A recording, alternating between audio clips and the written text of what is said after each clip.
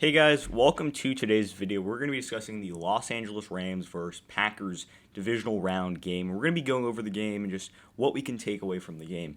Before we get started, please drop a like and a sub on today's video. I'd really appreciate it. It would help me grow my channel. With that said, let's dive right into the video and I hope you enjoy.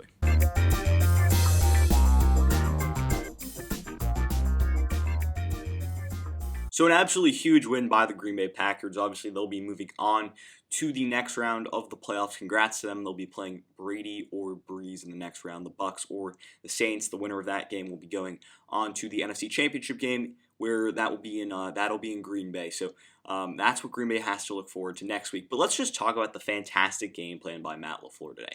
It all started with Aaron Rodgers and the run game and this offense. That's really what got the Packers off to a great start. And I mean, Aaron Rodgers was methodical on offense. I mean, in the first half, all 4 drives led to points in that first half. Obviously, they had the field goal to open it up, the 2 touchdowns, and then the field goal at the end of that half. And I mean, his talent and what we've seen from him this season, his ability to extend plays outside the pocket and to throw downfield and, to get outside the pocket on the run and use his legs to take advantage of defenses, plus his command of the field. And I mean, there were a few plays in that first half where he just, sped the offense up, got the tempo, and he's such a great command of this offense and a great command of the field to be able to really utilize his playmakers and utilize his offensive weapons to the best of their abilities. And I mean, that really showed in today's game. Also, he really made it hard on that defensive line for the LA Rams. He got the ball out so quickly, and obviously they didn't have David Bakhtiari. He's out with a season-ending injury, but that offensive line was still fantastic in the run game, in pass protection. But once again, it's really special to see from Aaron Rodgers because he gets the ball out so quickly where he doesn't allow for the opposing defensive line to really have an impact on the game, and that's going to be something to really watch moving into next week against whoever the Packers end up playing.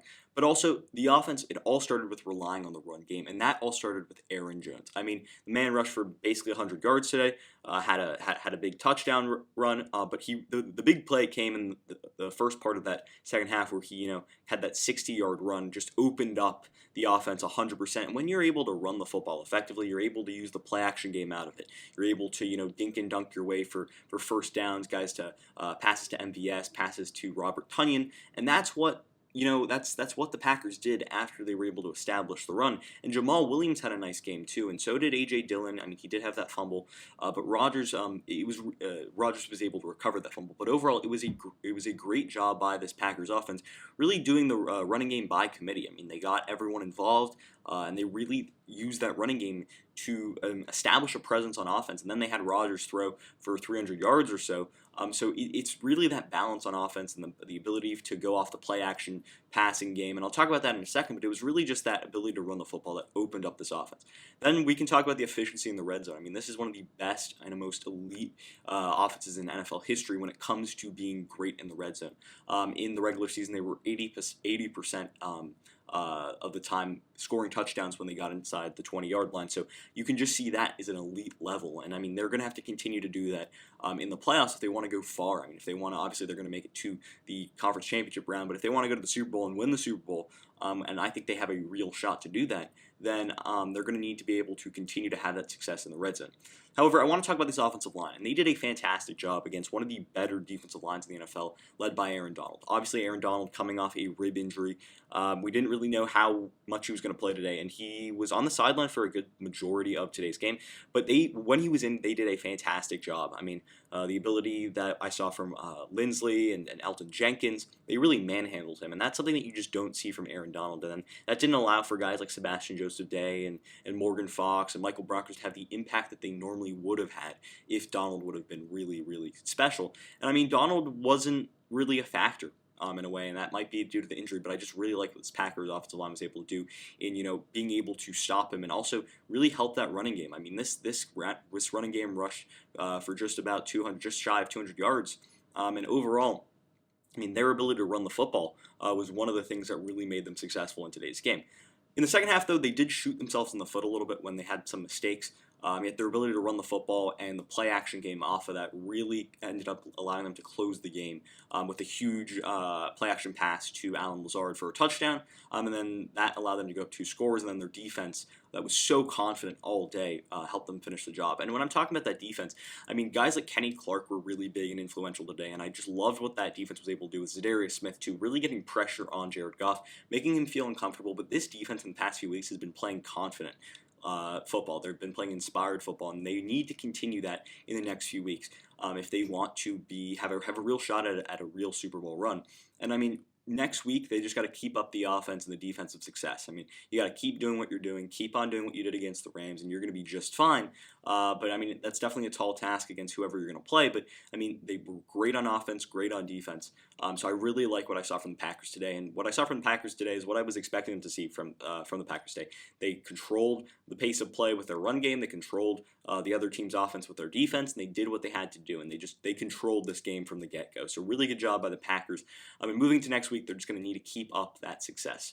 For the Rams, it was all about the slow start for the game. I mean, they just could not really get going. Obviously, Jared Goff coming off injury, no Cooper Kupp or David Edwards definitely hurt their offense. And I mean, Goff looked better throwing the football today than he did last week against Seattle. He looked really good throwing that football. I liked what he was able to do throwing, those intermediate passes and really understanding what the coverage was doing. But it was just he couldn't do it enough, and he couldn't do it. He was a little bit up and down during the game. But overall, I mean, this offense just wasn't consistent enough. The Packers were consistently putting up tons and tons of points, and the Rams. I mean, the Rams put up 18 points. So I mean, they didn't really have that offensive success that we were accustomed to seeing from them this season.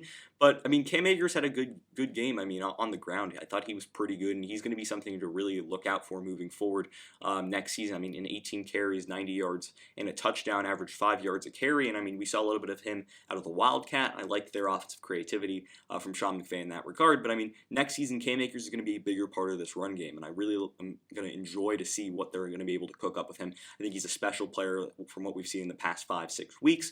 Obviously, at the beginning of the season, he was injured, couldn't really get going, but the past 5-6 weeks of Cam Akers has really been good, and I like to see from that moving forward. But overall, I mean, this offense just didn't have the chunk plays, and when you want to win big football games in the playoffs, you need the chunk plays. They didn't have that. They also had penalties. They were sloppy.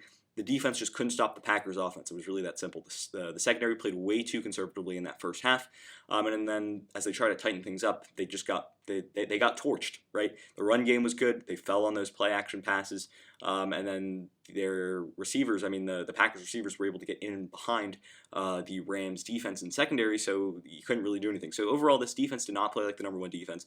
Obviously, Aaron Donald was not Aaron Donald, what we've seen from him in the past. And overall, I mean, this defense just got torched. They didn't look like the number one defense, but yep, in this case, the number one offense, the Packers won the matchup, and that's just how it went.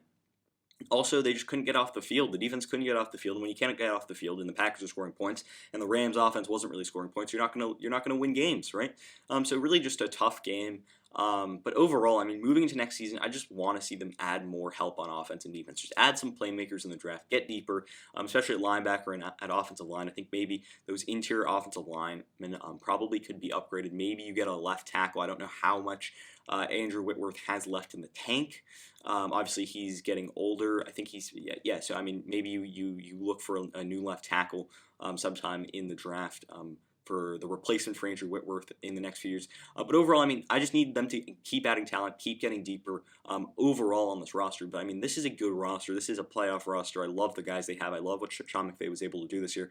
But overall, keep adding to that defense, keep adding to that offense if you're the Rams. But for the Packers, congrats to them. They're going to go to the NFC Conference Championship game next week in Green Bay. And I think they're going to win that one too. I don't think anyone's really going to beat them in Lambeau. It's a tough place to play in January, tough place to play in when it comes to the playoffs. And overall, I think that they're going to be able to soar next week. Whoever they play against, I think that they match up well against the Saints. Probably match up a little bit less well against the Bucs. Obviously, they kind of got beaten pretty badly by the Bucs earlier this year.